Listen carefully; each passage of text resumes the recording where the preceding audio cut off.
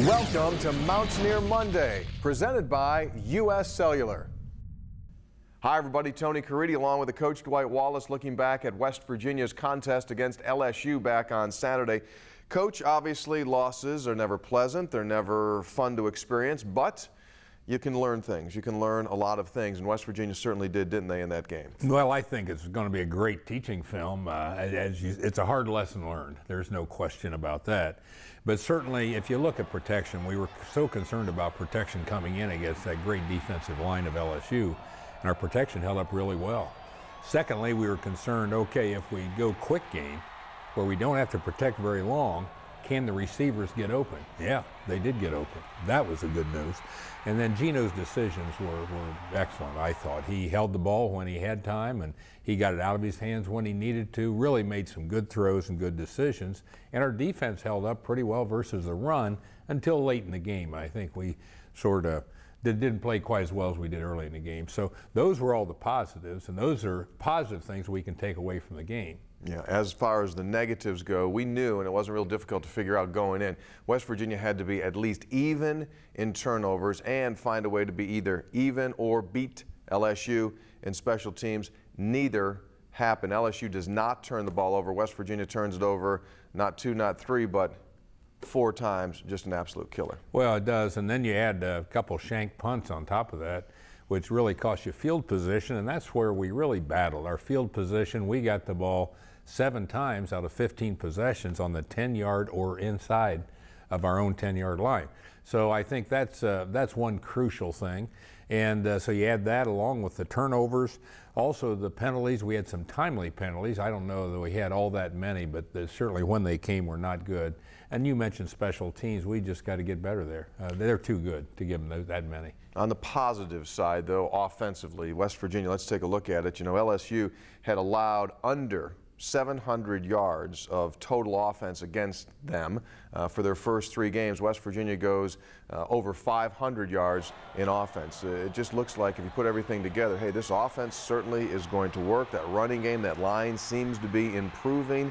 Now you have to get your focus back. So that being said, first real adversity on the team this season. How does a coaching staff, how do players turn themselves and get right for this week against Bowling Greene? Well, it's back to basics, and I think that's the thing. It's right back to basics, protecting the ball, catching the ball. You know, we took that for granted. We've caught the ball so well, and so we were concerned about running routes against their tight man coverage, but actually we ran good routes. We got people open. Gino made the throws. We didn't catch all of them like we normally do. We also tipped a couple up.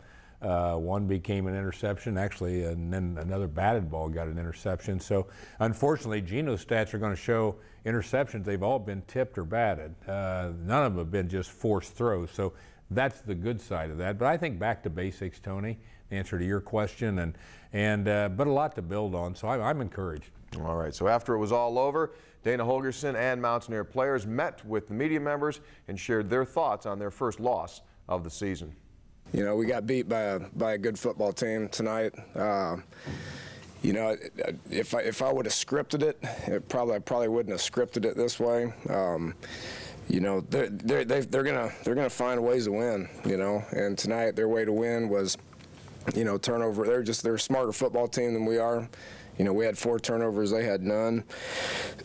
We had twice as many penalties. You know, and then the special teams was completely one-sided. So those 3 things pretty much got them the victory. I think we did good. I think we moved the ball well.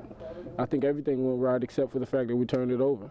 And if you eliminate those turnovers and we don't, you know, give those easy points up, then you know, it might be a different game. But you know, that's the way it goes sometimes. You know, you got to move past it and get better.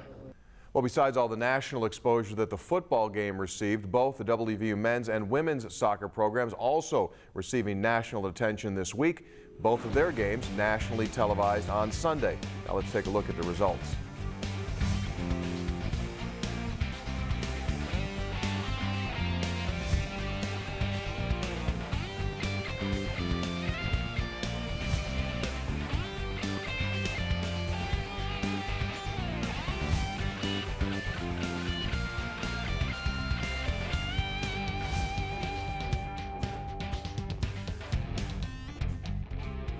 All right, one thing to keep in mind now, all the anticipation, all the excitement around the LSU game, you can ill afford to overlook West Virginia's next opponent, Bowling Green. Why?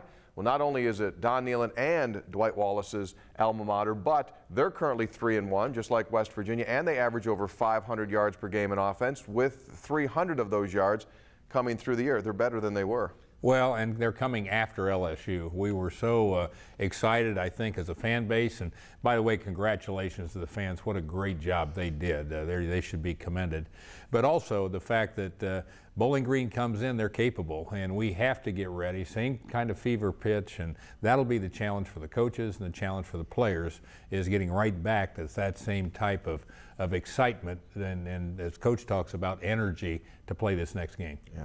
Kickoff on Saturday is going to be 3:30, West Virginia against Bowling Green, third ever meeting between the two schools. And don't forget, you can keep up to date with the Mountaineers right here on MSNSportsNet.com all week long. Coming up on Tuesdays, Inside the 18, we'll have a soccer profile for you, updating you on both the men and women's teams. On Wednesday, Wearing the Jersey, a feature on a Mountaineer player. United Bank Playbook on Thursday with Dana Holgerson and Jeff Castile. And, of course, our Friday walkthrough. Well, that'll do it for us. For Coach Dwight Wallace, I'm Tony Caridi, and this has been Mountaineer Monday, presented by U.S. Cellular.